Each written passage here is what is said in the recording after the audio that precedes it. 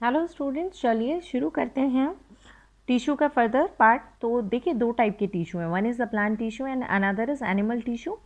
सो इस बार हम करने वाले हैं प्लांट टिश्यू। सो जो प्लांट में ग्रुप ऑफ सेल्स पाए जाए उनको प्लांट टिश्यू कहते हैं। ये फ्लो चार्ट आपके लिए बहुत इंपॉर्टेंट है, ये आपको आगे जितना भी पढ़ना है उसके बारे में डिस्कशन देता है।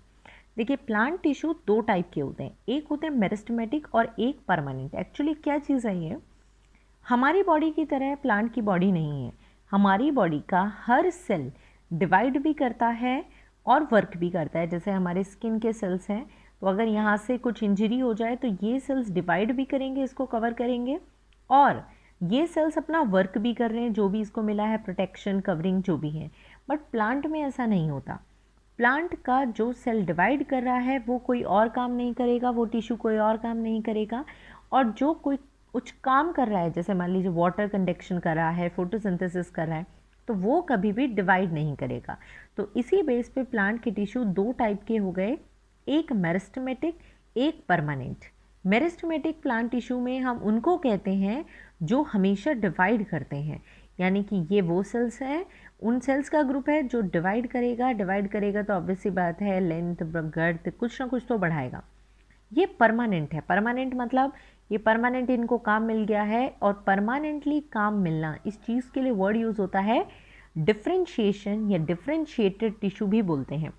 डिफ्रेंशिएटेड या डिफ्रेंशिएशन का मतलब है कि जब वो एक पर्टिकुलर सेल शेप ले ले और साइज ले ले और एक काम करने लग जाए, डिफ्रेंशिएशन हो जाए, दैन इट बिकम्स परमानेंट। ध्यान रखेंगे, when a tissue is dividing it is called meristematic.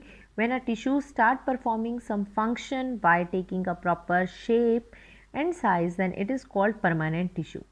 अब देखिए, मेरिस्टेमेटिक टिश्यू यानी dividing tissue on the basis of position तीन टाइप के आप पढ़ेंगे, एपिकल, लेटरल, इंटरकैलरी। ये आप डिटेल में पढ़ेंगे, आपको पता लग जाएगा। परमानेंट टिश्यू यानी जो एक काम कर रहे हैं वो दो टाइप के होंगे, सिंपल एंड कॉम्प्लेक्स। सिंपल में आपको तीन पढ़ने हैं, पेरेन्काइमा, कोलिनकाइमा, स्क्लेरेन्काइमा, और कॉम्प्लेक्स में आपको दो पढ़ने हैं, that is xylem and phloem.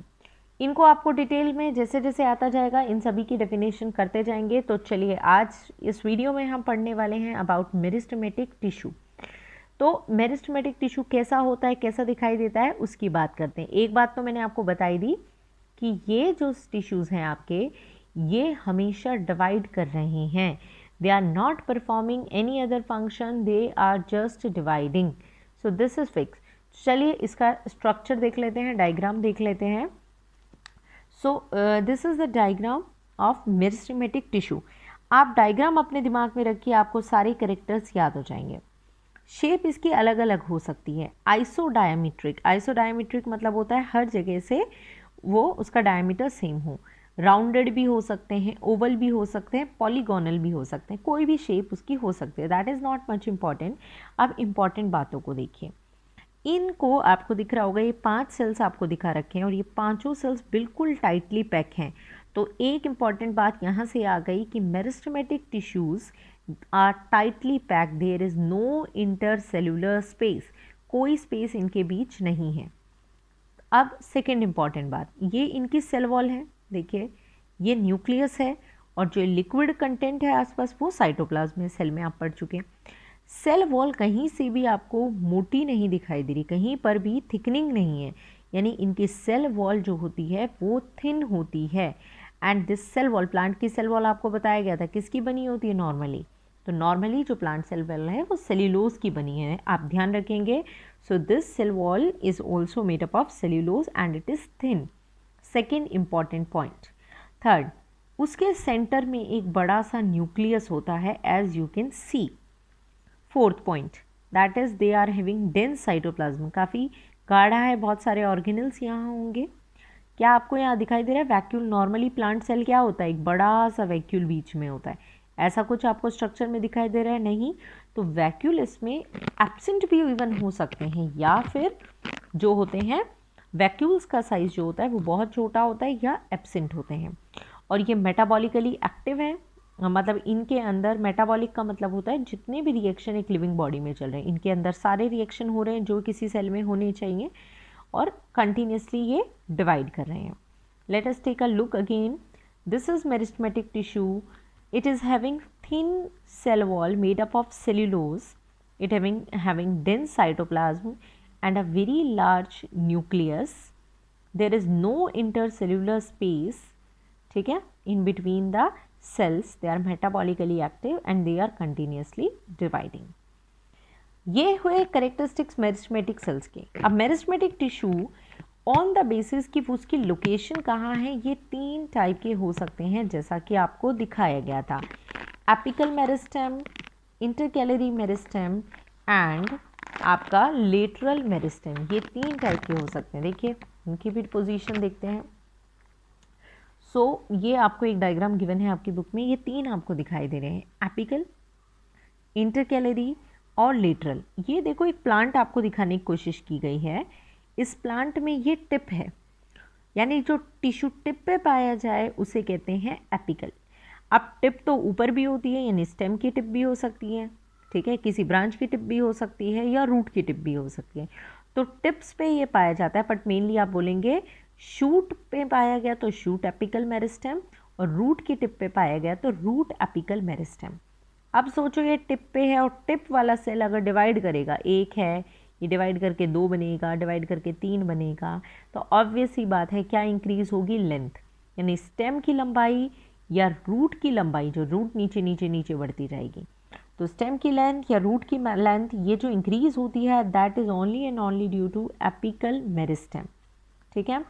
अब बात करते हैं नेक्स्ट देखिए, नेक्स्ट है आपका लेटरल मेरिस्टेम.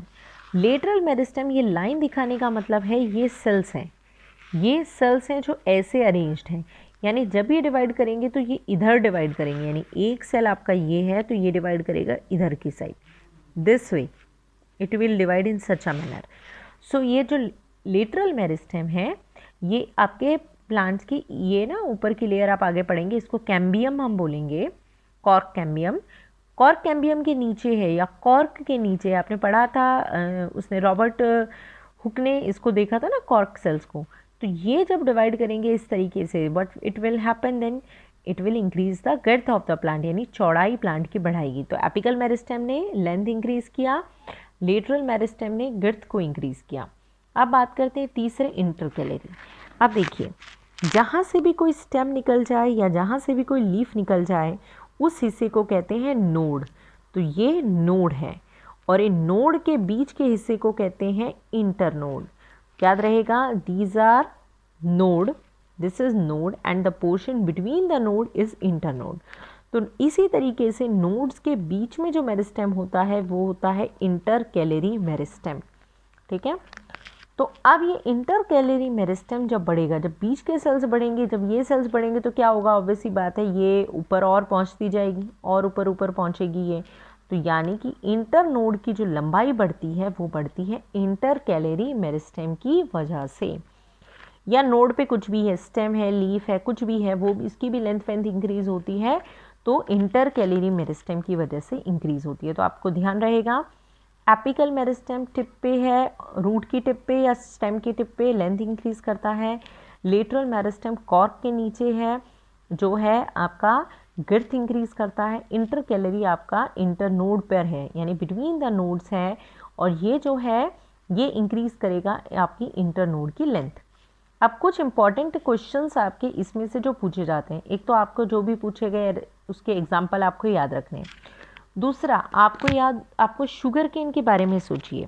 तो शुगर केन के हम बारे में अगर सोचते हैं तो देखिए शुगर केन कुछ इस तरीके से होता है. ठीक है. और शुगर केन में ये क्या चीज़ है, इसकी ये नोड ही होती है, शुगर केन की ये नोड है, और ये जो बीच का पोर्शन है ये शुगर केन का इंटर नोड है.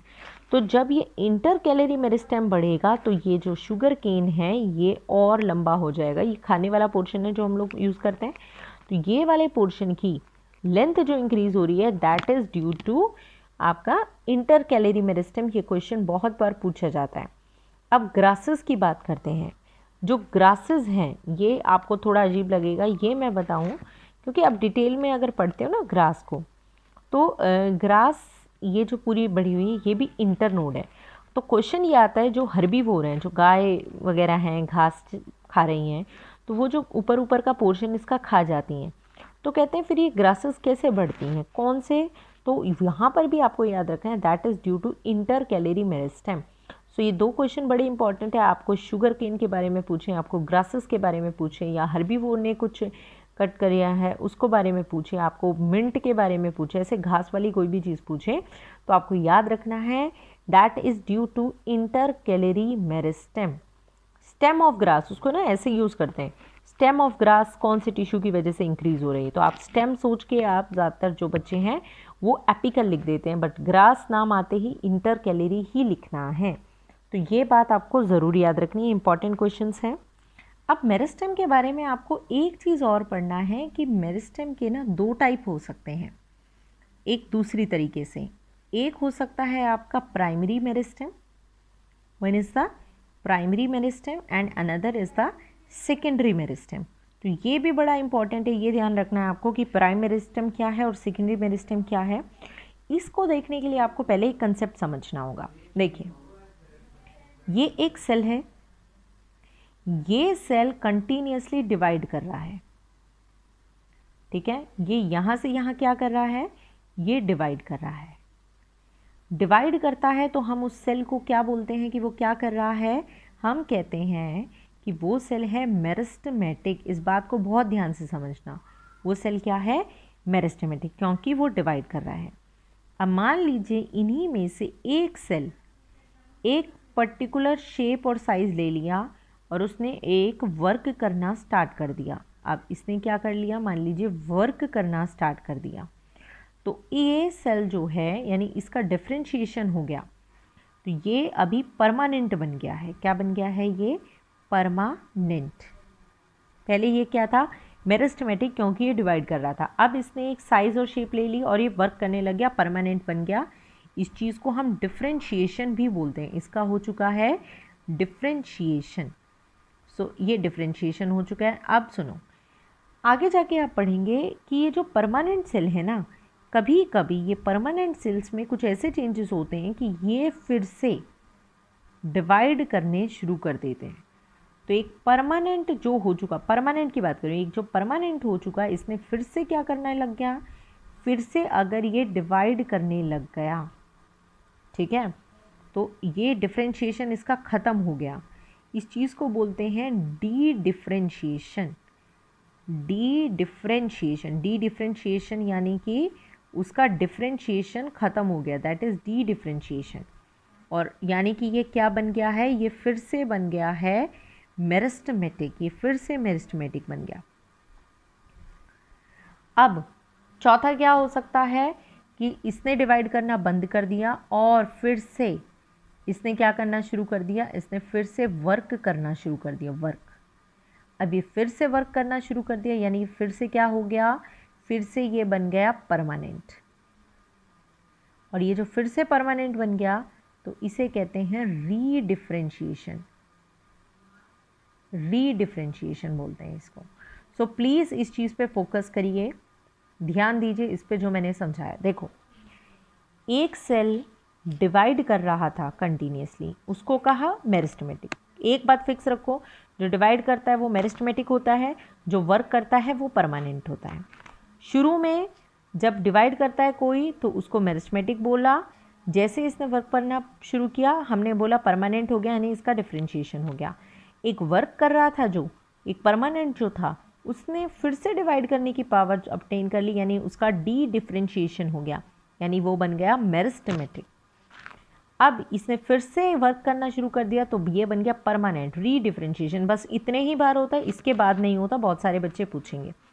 अब मेरिस्टेम यहाँ पर दो बार आया, एक मेरिस्टेम वो जो शुरुआत से मेरिस्टेम है और एक मेरिस्टेम वो जो परमानेंट से फिर मेरिस्टेम बना।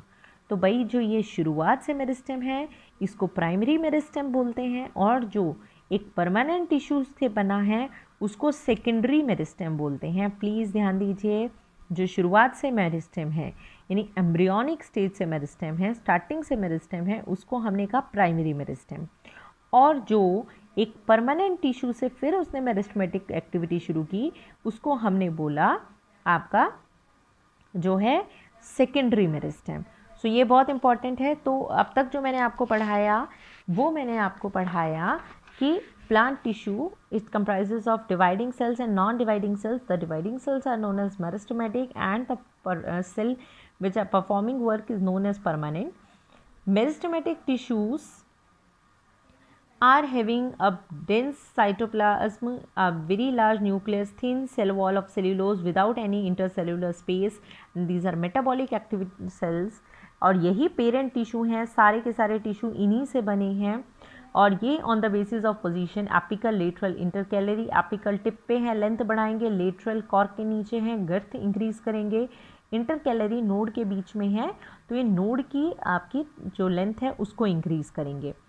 On the basis of its origin it can be of two type, primary and secondary. वो टिश्यूज़ जो आपके स्टार्टिंग से डिवाइडेड है, एम्ब्रियोनिक स्टेज से डिवाइडेड हैं, इसको हम मेरिस्टेमेटिक बोलते हैं. और जो आपके एक परमानेंट टिश्यू से डिवाइडिंग बने हैं उनको हम सेकेंडरी बोलते हैं. That is all about meristematic tissue.